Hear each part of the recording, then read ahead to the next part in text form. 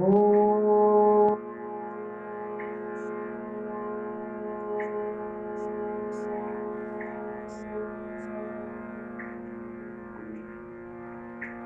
Om.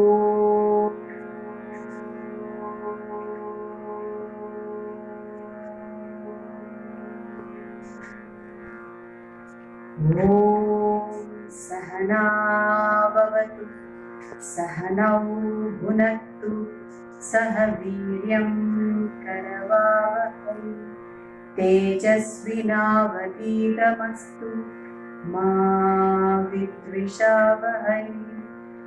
Om Shanti Shanti Shanti. Welcome to the third class from Mukti Center for Excellence in Mohiniyattom. I'm Mohiniyattom. I'd like to start today's session with a passing thought, a frequently passing thought actually. Why is dance, all the classical Indian art forms for that matter, is considered as a sure way to release stress, tension and worries?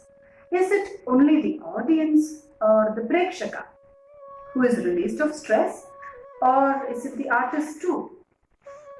Because I keep wondering, all the time the senior performers, the teachers, the gurus are stressing on the crucial necessity of abhyasa, prayatna and constant, continuous concentration. They keep telling you, if you don't do it, you lose it. And then there is the long journey of real hard journey of learning to control, make use of one's body and limbs to internalize the stylistics of whichever classical structure that one is trying to master.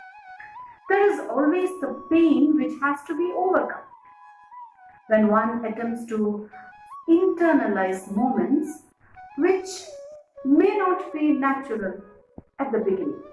The mandalams, the karanas, the angaharas, the charis, along with the depth of abhinaya, which really cannot be taught. It has got to come from inside every single artist. None of these can be mastered without tremendous effort and really even stress for that matter. Even when the whole world is caught up in a meaningless hate, greed, war, constant competition over everything under the sun, when nations at the peak of material achievements, developments find themselves defeated by disease, by terror, and forced to accept the finality of mortality, a few humans, the born artists, manage to preserve sanity, still manage to find beauty in simply being alive, still manage to make a difference with their mere presence, their art, in simply being able to feel the energy called life, in simply being able to dance. They contribute so much that cannot be put into any kind of value measurements. In spite of all this exhausting learning process, dance is said to be relaxing, blissful, truly rejuvenating. And I am slowly beginning to understand the cathartic power of dance, the meditative quality of Mohiniyattom, the anti-aging properties of Indian classical dances. The dancing spirit keeps us on our toes, protects the fire in our eyes. The energy of life is kept flowing strong in our clear breath. Most born performing artists find themselves vibrant to the last sundown. So let me continue to share this wonderful activity. Let us now continue with the eye exercises, which is a prerequisite for all Netratvinaya. I had stressed on the importance of Netratvinaya in Mohiniyattom. To start this Netratvinaya, the essential feature is to first strengthen the eyes. I had mentioned to begin the eye exercises by opening the eyes wide, fixing the sight on a point right in front and holding it that way for as long as possible. And then to slowly begin the first eye movement, which is side to side. This side to side eye movement was done in 4 speeds.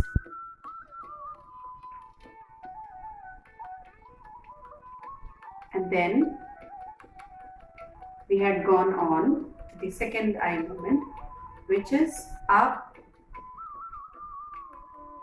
and down, up and down. This was also done in 4 speed levels. And then we had gone on to side, up and side, side, up and side, then side, down and side, side, down and side. Now it is time to join these 2 movements together to form the full eye movement, which is called Alolitam.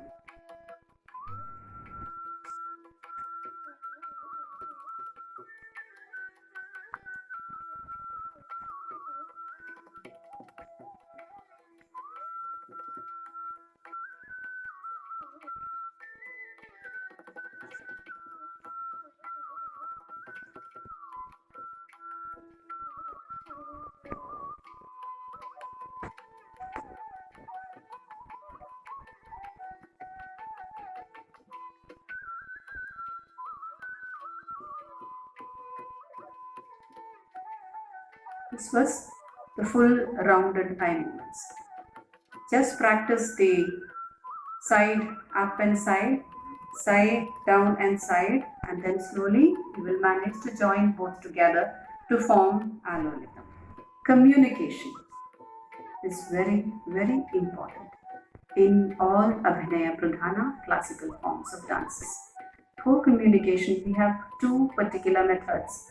One is the language of the eyes, second is the language of gestures, mudras, which I am yet to introduce. So, to convey with eyes, it is very, very important for the eyes to be in your command. You should be able to do what you want with your eyes. Even before a particular feeling is taken up by the body, eyes register. It could be shock, it could be happiness, it could be sadness, it could be anything. But the feeling is first visible in the eyes and then it is taken up by the body.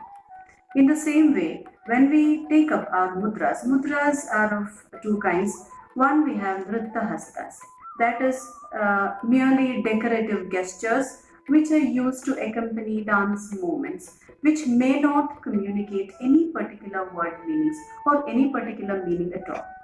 The other kind of gestures have particular meanings. These kind of gestures have to be followed, or maybe even before you start moving your hands in communication, eyes have got to be with the hands. So along with the eyes and the hands, we tell a story, we communicate a meaning. So before you begin your eye exercises, always think about the purpose why we are doing it. Drishti should be visible. Like if you want to look at a particular object, your audience should be able to see what you yourself are seeing.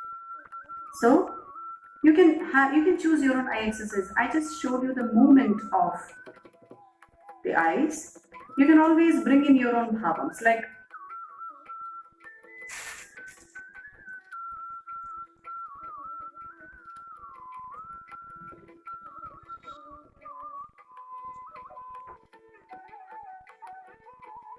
these are all day-to-day expressions that we pass through.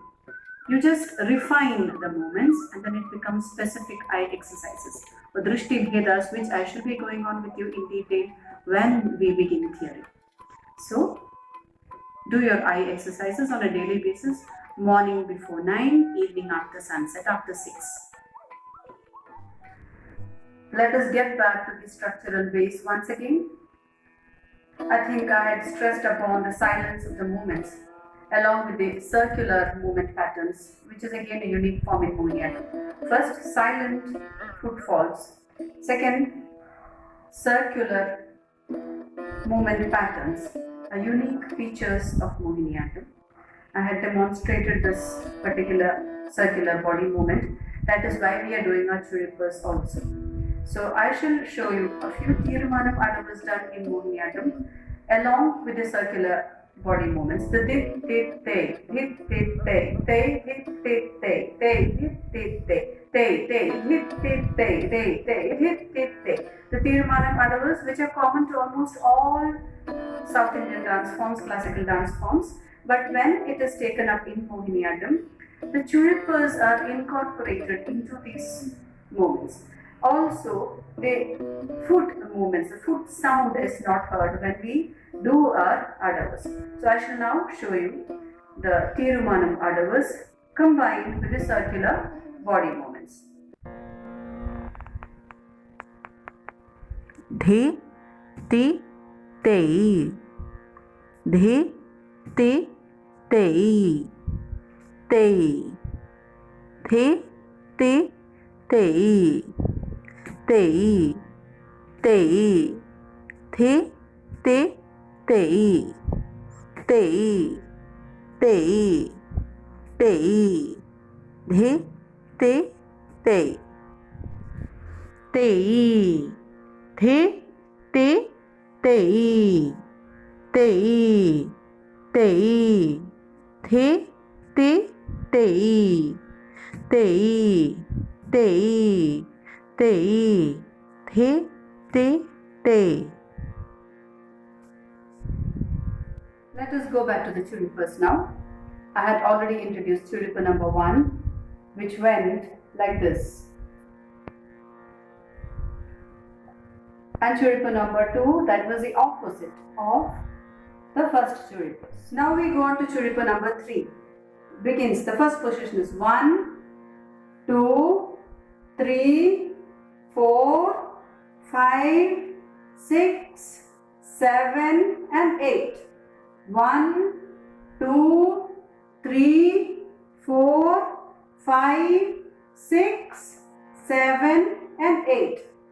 1, 2, 3, 4, 5, 6, 7, 8. 1, 2, 3, 4, 5, 6, 7, 8. 1, 2, 3, 4, 5, 6, 7, 8. 1, 2, 3, 4, 5, 6, 7, 8. 2, 3, 4, 5, 6, 7, 8. 1, 2, 3, 4, 5, 6, 7, 8. Churipa number 3.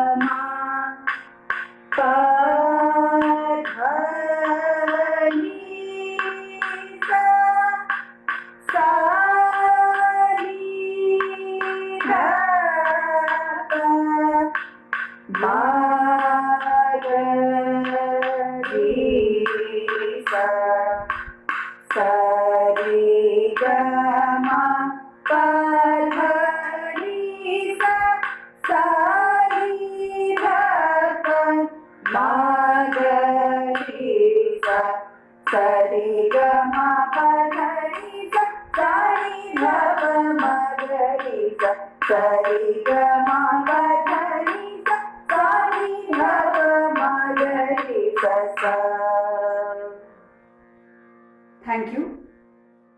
Please don't forget to subscribe and press the bell icon to catch up with our next videos. Thank you.